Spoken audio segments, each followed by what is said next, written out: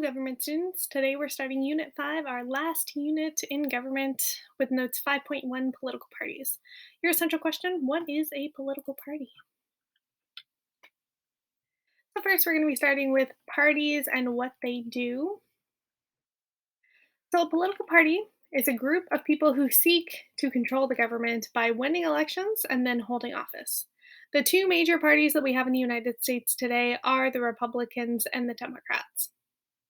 American political parties are election oriented, so they really focus on the elections every 2 years and they try to get their candidates into office. The political parties have a number of roles. They nominate candidates, so they choose people that are either Republicans or Democrats or whatever party they may be to then run for office. They inform and they activate their supporters, so they campaign, they try to get people to go out and vote, participate, support different candidates. They guarantee that their candidate is worthy of office, so they make sure that the person that they choose to represent their party is worthy of representing that party. And then, of course, once they get elected, they govern. They act according to their political party, which is called partisanship, which is a firm allegiance to their party. And then they also act as a watchdog. So they are the group that is paying attention to the other political party. So the group that's not in power. So right now, the Democrats have the control of the presidency and Congress. So the Republicans are acting as a watchdog on both of those parties. So why do we have two political parties in the United States? Kind of because it's history. That's always what we've had in the United States. We started out with two political parties when we were writing the Constitution. We had the Federalists and the Anti Federalists. So it's kind of just been tradition. We've always had this two-party system. It makes it easier in our electoral system. It's easier for people to choose if they only have two major parties to choose from. And most people have a general agreement on one of the two political parties. So generally, they align politically with either the Republican Party or the Democratic Party. There are more than or more than two, sorry, excuse me, main political parties in the United States. So we have a wide variety of third parties. We have a multi party system. So we do have the option if you wanted to choose to be like a Green Party or a Libertarian Party, Socialist Party. That provides a broader representation to all the people, and they can be more responsive to your individual preferences, gives you more choice. But other political systems like this have a little more instability when they have a lot of political parties. So, what influences your political party membership? There are a lot of different options that influence what political party you will end up being. First, of course, is your family. Your family is the one who raised you, they share their values with you. You learn what's right and wrong from your family. So, most people, not all, but most people have the same political party as their parents or members of their family. Your economic status can also influence your political party membership. The more money you have, often the less taxes you want to pay on that money. So that influences what political party you join. Occupations also can influence your political party. If you have an occupation that is controlled by the government, such as teaching or being a part of the military, you might be more inclined to be focused on one political party over the other. Your age, people tend to be more liberal as they're younger and grow more conservative as they get older. Religion has a huge impact. The conservative parties in the United States tend to have more of a religious leaning than the liberal parties. And then, of course, major events that happen in society can have an impact on your political party membership as well.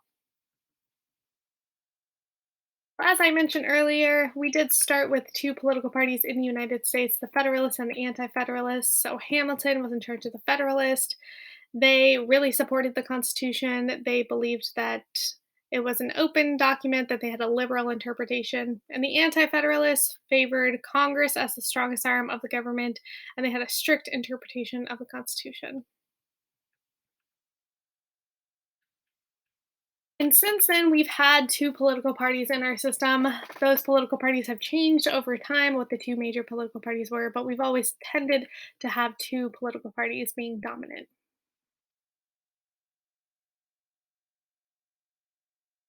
Since about the end of the Vietnam War till today, since the 60s until today, we've kind of just gone back and forth. We call this the era of divided government because we go back and forth from Republicans being in control to Democrats being in control, back to Republicans, back to Democrats, back and forth.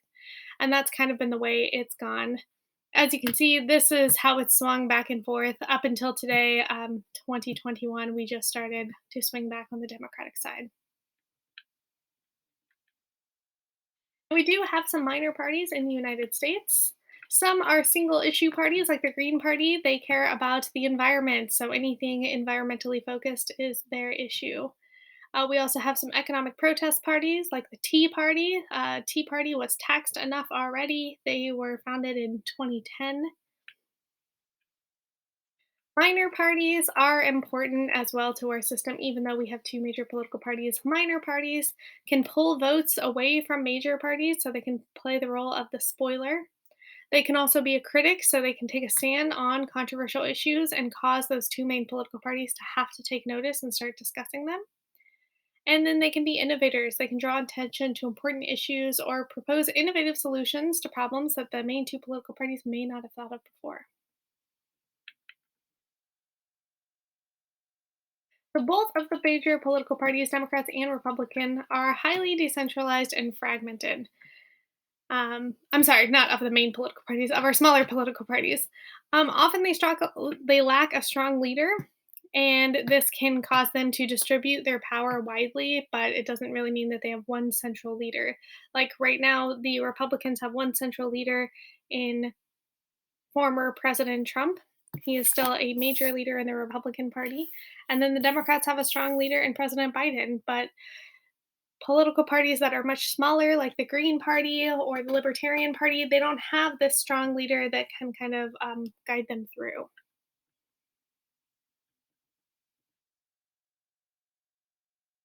So when you go to vote, this is the breakdown of exactly where everyone votes. You vote by precinct. So we have our Congress, which we know represents based on representation equal per state in the Senate, and then representation based on population in the House. The House has to break down their congressional districts among a state by population. So those congressional districts are then broken down into wards. Wards are broken down into precincts, smaller and smaller units. So a political party is organized by those who run and control the party. They have the electorate who vote for the party candidates, and then they, of course, are in the government when they get elected and they're holding office. All right, so we're going to talk a little bit about voters. So, suffrage means the right to vote. Franchise, same thing. Suffrage and the franchise mean the right to vote. So, the electorate is all the people that are able to vote in any given election. So, we just had an election in 2020. That's all the people who were able to vote, who were over the age of 18, who were citizens, who were not being denied the right to vote for some reason, were able to vote. That is considered to be the electorate. Initially, as we know, the Constitution was written for and by white males, so that's who they decided was going to be able to vote. You had to be white, you had to be male, you had to be over 21, and you had to own property. So it was a very limited amount of people who were able to actually participate in the political process when we first started. But today, the size of the American electorate is over 200 million people. Nearly all citizens over the age of 18 can vote, and in California, you can actually pre register to vote as early as 16 years old. So if you're 16 and you're listening to this right now, you can pre register to vote. Suffrage has been extended in some distinct stages over the course of history. So in the early 1800s, they dropped that property tax that was under Andrew Jackson. He was known as the common man's candidate, and he got these newly enfranchised white men who were not rich, who didn't own property, to vote for him. So they started eliminating property requirements, tax payments, all of those things. Then in 1870, we had the 15th Amendment, which ended race based voting requirements. So it said that if you were an African American male, you could not be denied the right to vote. 1920, the 19th Amendment passed and we were able to get women the right to vote. But specifically, I should say we were able to get white women the right to vote in 1920. So the 19th Amendment prohibited the denial of the right to vote because of sex, but actually, Asian American women didn't get the right to vote until 1952. Native American women didn't get the right to vote until 1957. And African American women didn't get the right to vote until 1965. In the 60s, we had more extensions of suffrage. So, the Voting Rights Act of 1965 guaranteed the right to vote for minorities. So, they took away things in the 60s like the poll tax, 1964. So, they said you didn't have to pay to vote. We got rid of things like literacy tests, different barriers, grandfather clauses, barriers that were preventing minorities from voting. In 1961, we had the 23rd Amendment, which gave people in Washington, D.C. the right to vote for presidential electors. And then, of course, in 1971, we had the 26th Amendment, which lowered the voting age from 21 down to 18. So states get to decide voter qualifications that they want to enact as long as it doesn't go against the Constitution. So they can't deny the right to vote based on race, color, or previous condition of servitude. They can't deny the right to vote on account of sex. They can't require you to pay taxes. There's no poll taxes. And they can't deny you the right to vote if you're over the age of 18.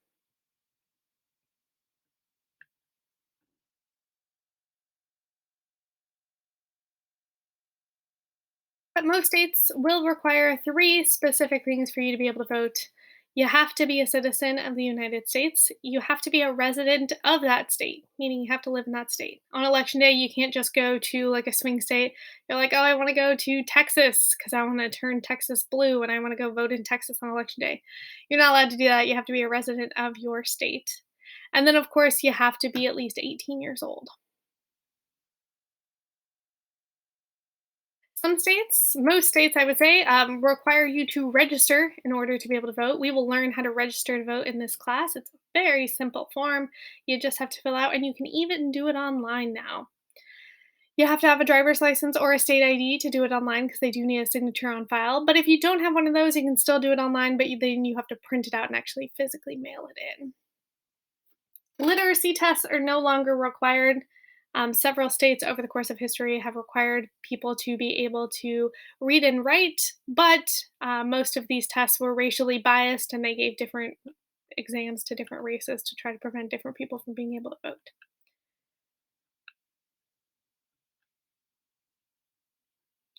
You also no longer have to pay a poll tax.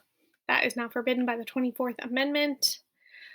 But states do have restrictions on the right to vote on certain members of the population, such as those found to be mentally incompetent or people convicted of crimes. So sometimes, if you're convicted of a felony, you do lose the right to vote, depending on the state. This map here kind of shows you the breakdown of it. The green states, you can still vote whether you are incarcerated or not. It's only two states there. Blue states, a little bit more. You lose the right to vote in these states while you're incarcerated, but you get restoration after you are released. And actually, California should be blue because we just voted on this in November, actually. It was Prop 17. We approved this in California saying after you served your crime, your time in jail, once you are out of prison, you are no longer incarcerated, you do have the right to vote again. Before that, we were one of these purple states. The purple state says that not only do you have to be out of jail after your sentence, you have to be done with your parole and your probation, pay off all your fines, and then you can vote again. We were one of those states up until this past election. And then we have the red states here. These red states, if you have been convicted of a felony, you lose your right to vote indefinitely. So you do not get to vote again.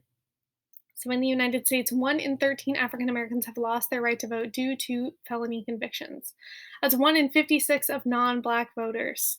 6.1 million Americans cannot vote because of felony convictions. So generally, we have about half of the electorate vote every election. So if you can vote, we have about half the people who can vote go out and actually do vote. In 2018, we had a midterm election. Remember, these are the off year elections, the elections that happen in between presidential elections. We only have about 53% that voted in 2018. And in 2020, this election, we had 62% of our electorate vote. Now, these numbers may seem a little bit low, but they're actually record breaking numbers. These are the highest numbers that we've had in decades of people to actually get out and vote. And in fact, the presidential election of 2020 is the highest percentage we've ever had in the United States of people voting. Usually, midterm elections are around 30%, and presidential elections are around 50%. So we have gone up a little bit.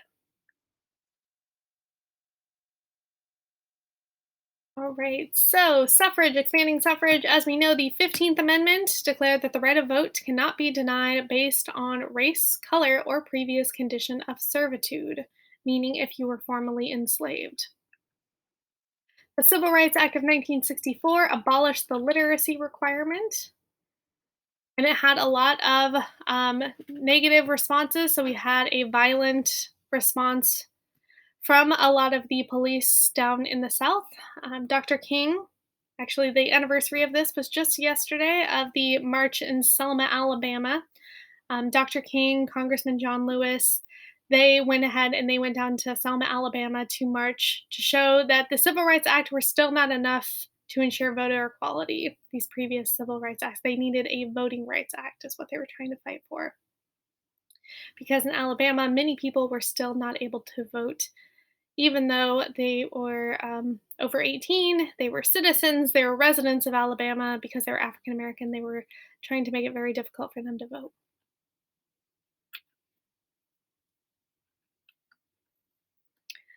So, because of what this is called, it was Bloody Sunday, is what it ended up being called, this protest.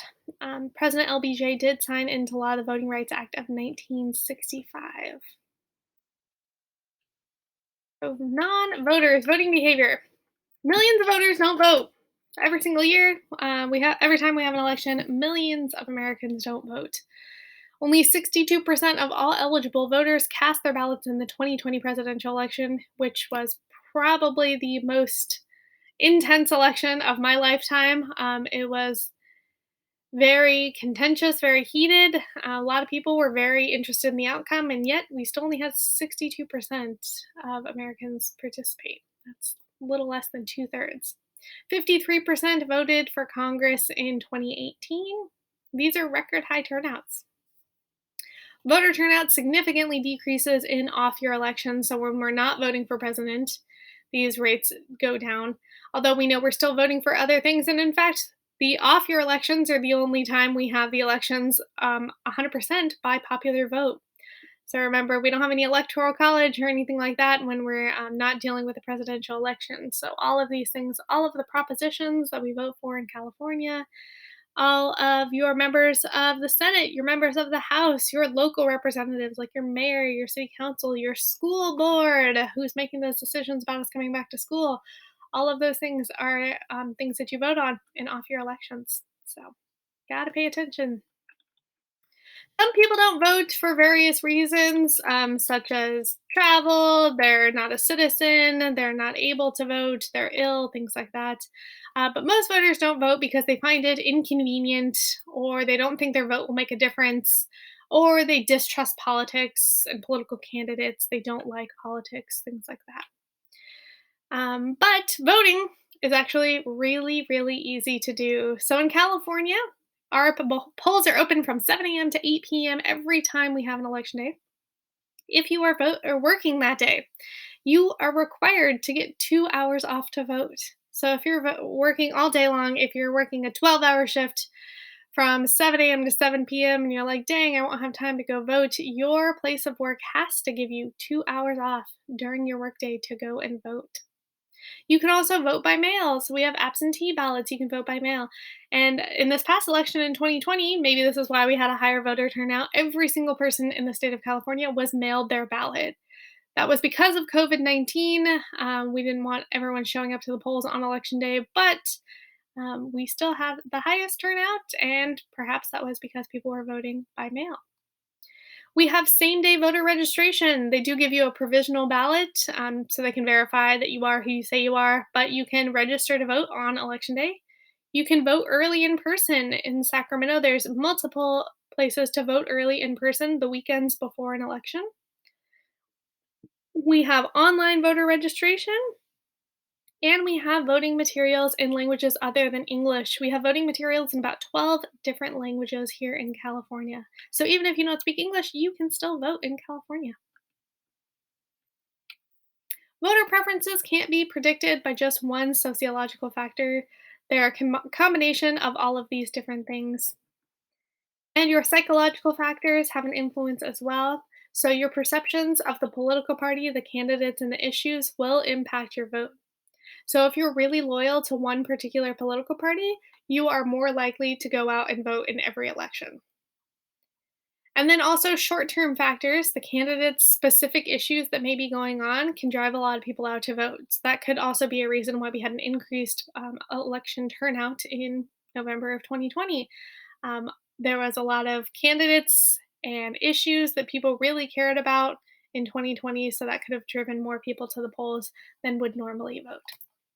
And that's the end of your notes for today. So go ahead and write a summary, a couple sentences about what you learned.